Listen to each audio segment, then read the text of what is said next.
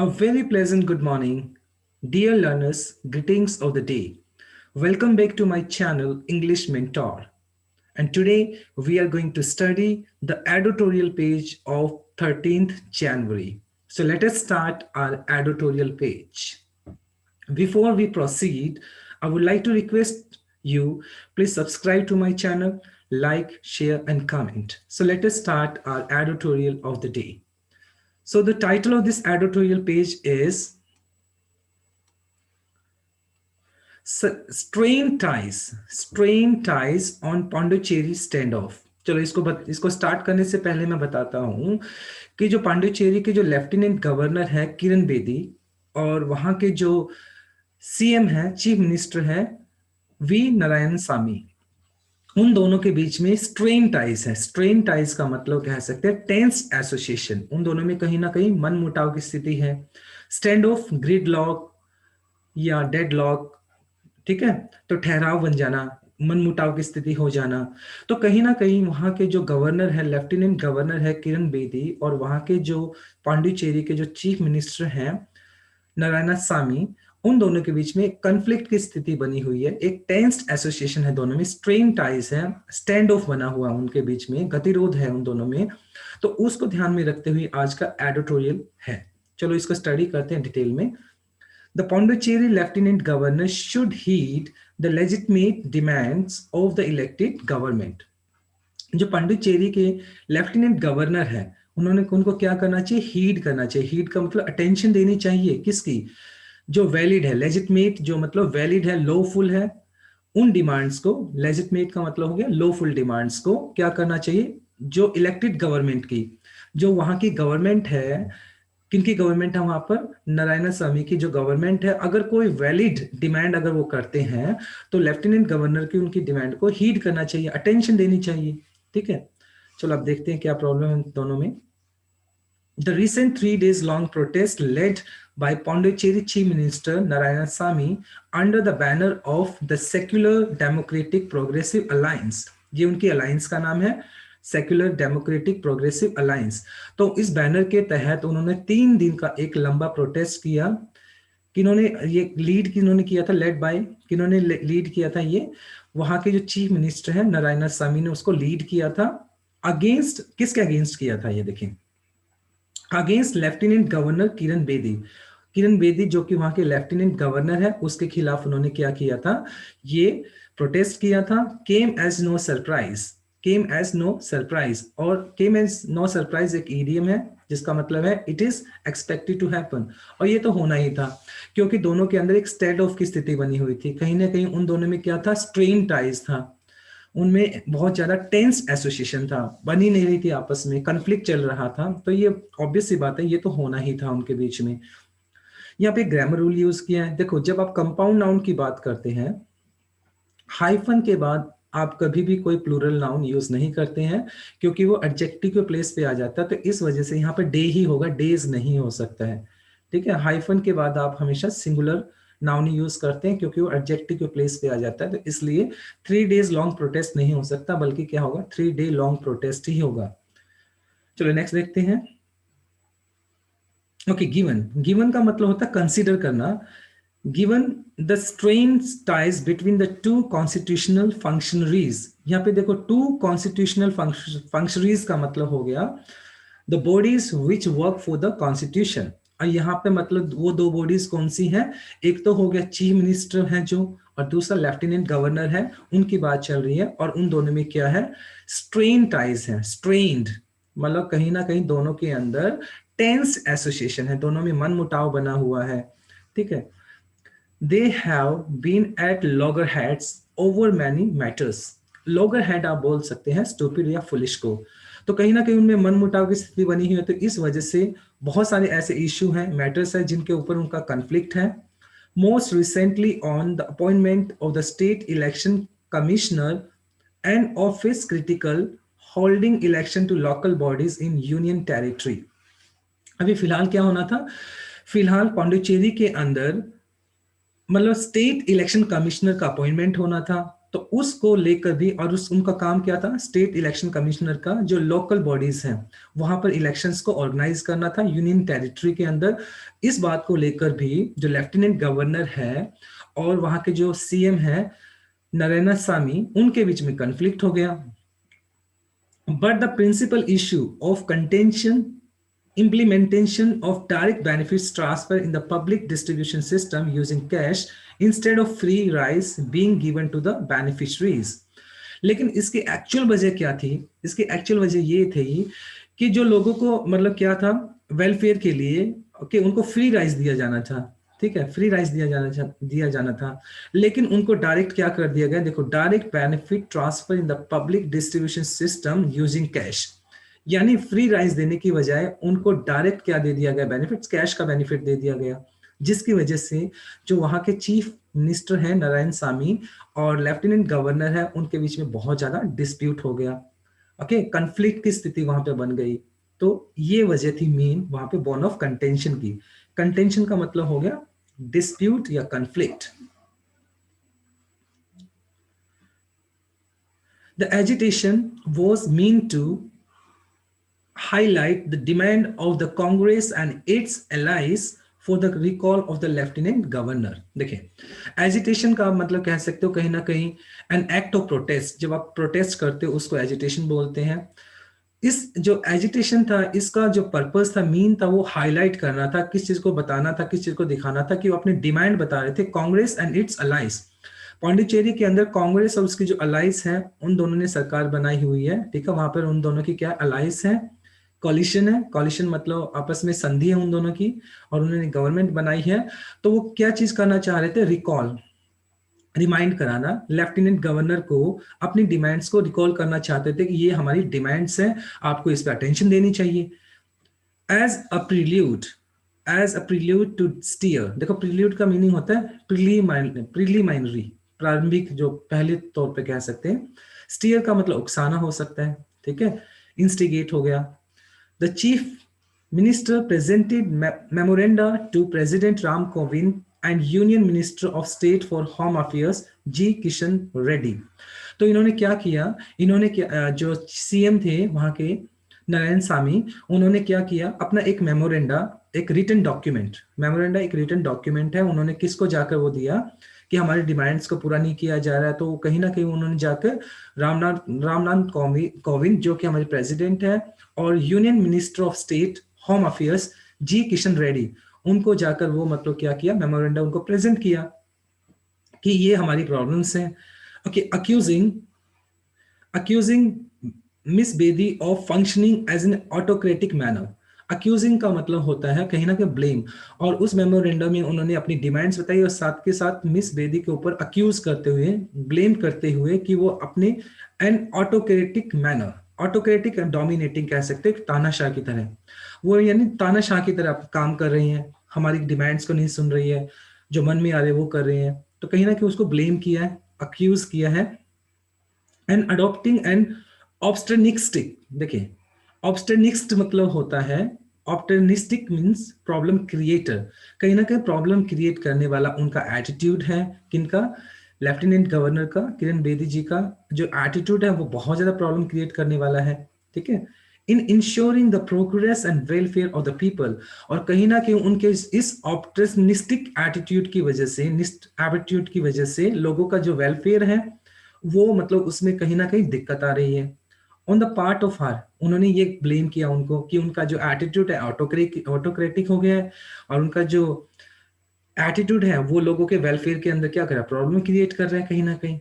और यहाँ पर अपने आप को डिफेंड करते हुए मिस वेदी ने बोला, had advised him to refrain from misleading the public about the center and her office। उन्होंने कहा किनको, सीएम को, नारायण सामी को बोला कि एडवाइस, उनको सलाह दी कि आप रिफ्रेन, दूर रहो। देखो, रिफ्रेन के साथ हमेशा ही फ्रॉम लगता है, और इसका मतलब होता है, रिफ्रेन के लिए एब्स्ट्रेन भी यूज कर सकते हैं, इसका मतलब होता है स्टे अवे। लेकिन रिफ्रेन और एब्स्ट्रेन दोनों के साथ ही क्या होता है, स्टे, इसका मीनिंग होगा स्टे अवे। और रिफ्रेन और एब्स्ट्रेन दोनों के साथ फ्रॉम प्रेपोजिशन यूज करते हैं हम। तो उन्होंने क्या सलाह दी कि आप हमारे सेंटर और मेरे ऑफिस से दूर रहो और लोगों को मिसलीड मत करो। She has even attributed his anguish and disappointment, और साथ के साथ उन्होंने एट्रीब्यूटेड, देखें, regard something as being caused by, और उन्होंने मतलब वजह भी बताई कि जो नारायण सामी है उनके जो एंग्विश है, एंग्विश का मतलब आप कह सकते हैं टॉर्मेंट, दुख, पेन और डिसअपॉइंटमेंट की वजह क्या है, possibly to the diligent and sustained care. उन्होंने कहा कि शायद जो जो सीएम है नारायण सामी, उनका जो एंग्विश है, टॉर्मेंट है, दुख है, डिसअपॉइंट मतलब होपलेसनेस है, की वजह क्या हो सकती है, डिलीजेंट, इंडस्ट्रियस, मेहनती, hard worker, and sustain care, sustain मतलब कंसिस्टेंट केयर, क्योंकि हम जो है हमारी जो सरकार है वो क्या कर रही है, लगातार डिलीजेंट यानी मेहनत कर रही है और एक सस्टेन केयर, एक कंसिस्टेंट केयर रख रही है, exercise by the lieutenant governor secretariat, ensuring just, fair and accessible administration following the laws and rules of the business scrupulously। scrupulously means होता है honestly, यानी कहने का मतलब ये है कि इसमें कि जो हमारी जो सरकार है, लेफ्टिनेंट गवर्नर बोल रहे हैं कि वो बड़े डिलीजेंट तरीके से सस्टेन केयर, कंसिस्टेंट तरीके से केयर कर रही है और बहुत ही स्क्रिप्टली मींस ऑनेस्टली तरीके से लॉ एंड ऑर्डर को फॉलो करते हुए हम एक एक चीज को फेयर तरीके से कर रहे हैं। शायद इस वजह से वो बहुत ज्यादा एंग्विश है, पेन में है और डिसपॉइंट में है, तो इस वजह से शायद वो क्या कर रहे हैं, ऐसा रिएक्ट कर रहे हैं। तो इन्होंने एडवाइस की कि लोगों को हमारे बारे में मिसलीड मत करो। ओके, तो यानी कि यहाँ पे कहीं ना कहीं ब्लेम गेम चल रहा है। जो सीएम है नारायण सामी, वो किरण बेदी के ऊपर ब्लेम कर रहे हैं, अक्यूज कर रहे हैं, कहीं ना कहीं जो किरण बेदी जी हैं लेफ्टिनेंट गवर्नर है पांडिचेरी के, वो उनके ऊपर ब्लेम कर रहे हैं, तो ब्लेम गेम चल रहा है वहां पर। तो इसी वजह से वहां पे स्टैंड ऑफ हो गया है। ओके, इसी वजह से आज का टाइटल का, इस पर्टिकुलर आर्टिकल का नाम ही क्या है। Okay, moving on with the assembly election likely in April और मई। अब फिलहाल क्या है, अप्रैल और मई के अंदर पौंडीचेरी के अंदर असेंबली इलेक्शन होने वाले हैं। The chief minister leading the protest against the lieutenant governor was clearly an act of political mobilization. Mobilization का मतलब कह सकते हैं act of assembling। अब जो मतलब जो वहां के जो चीफ मिनिस्टर हैं जो कि नारायण सामी हैं, अब ऑब्वियस सी बात है मार्च और अप्रैल और मई के अंदर वहां पे असेंबली इलेक्शन होने वाले हैं, तो कहीं ना कहीं वो जो लेफ्टिनेंट गवर्नर है उनके खिलाफ उन्होंने जो प्रोटेस्ट किया है, कहीं ना कहीं वो एक पॉलिटिकल एजेंडा को ध्यान में रख के उन्होंने किया है। Even though the Congress major Alai कह सकते हैं फ्रेंडली एसोसिएट, जो उसके साथ मतलब संधि करके उन्होंने सरकार बनाई है, ठीक है। सो द्रिविड़ा मुनेत्रा कहजागाम, जो वहां के मतलब जो कांग्रेस के जो लीडर कह सकते हैं, choose stay away from it, उन्होंने कोई भी स्टेटमेंट नहीं दी, हालांकि वो वहां के एलाइज हैं, एलीज है मतलब उस सरकार के साथ मिले हुए पार्टनर है, लेकिन उसके बावजूद भी उन्होंने कोई स्टेटमेंट वहां पर नहीं दी।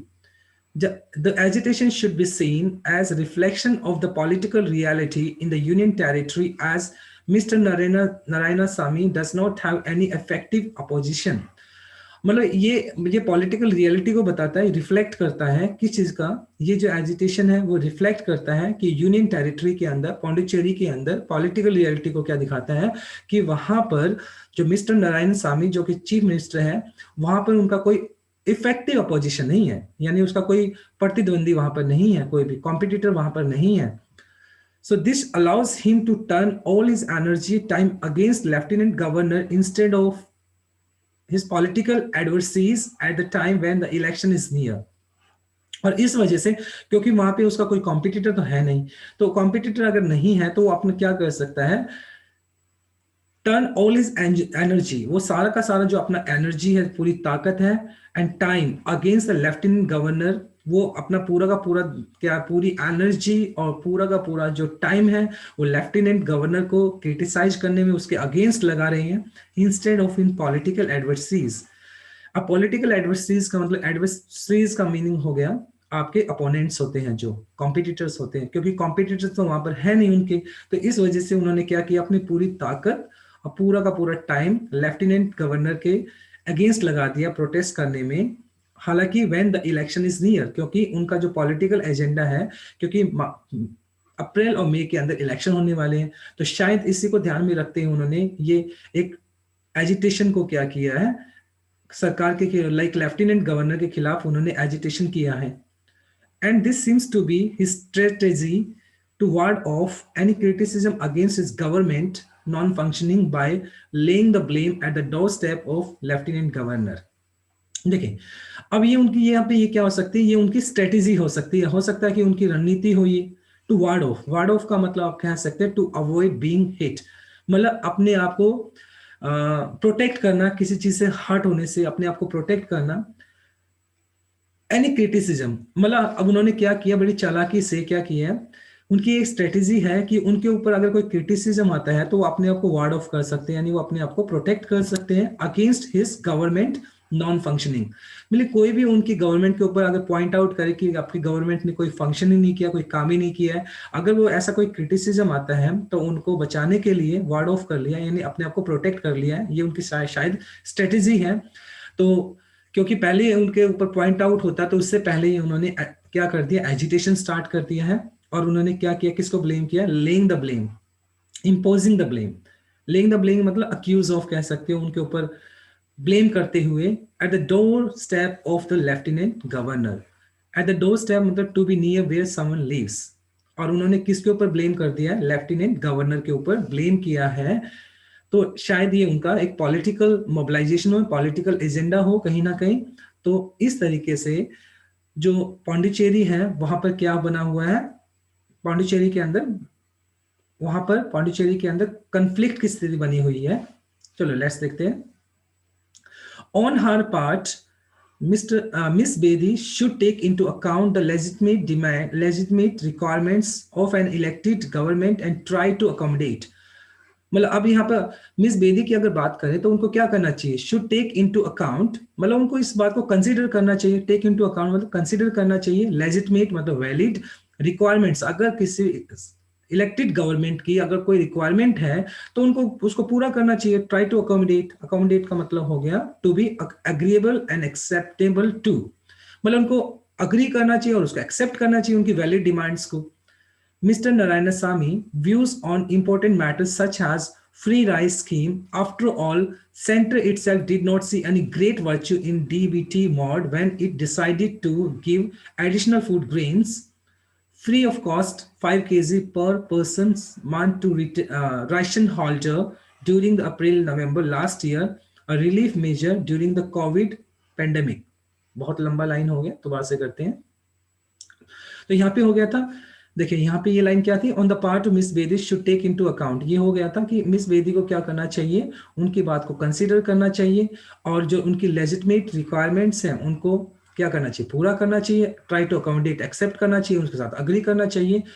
अब मिस्टर नारायणसामी व्यूज, मिस्टर जो नारायण सामी उनके व्यूज हैं क्या, इंपॉर्टेंट मैटर्स सच एज, उनके व्यूज को उन्हें एक्सेप्ट करना चाहिए, उनके साथ अग्री होना चाहिए या उनको कंसीडर करना चाहिए। कैसे, the free rice scheme, after all, the center itself did not see any great virtue in DBT mod।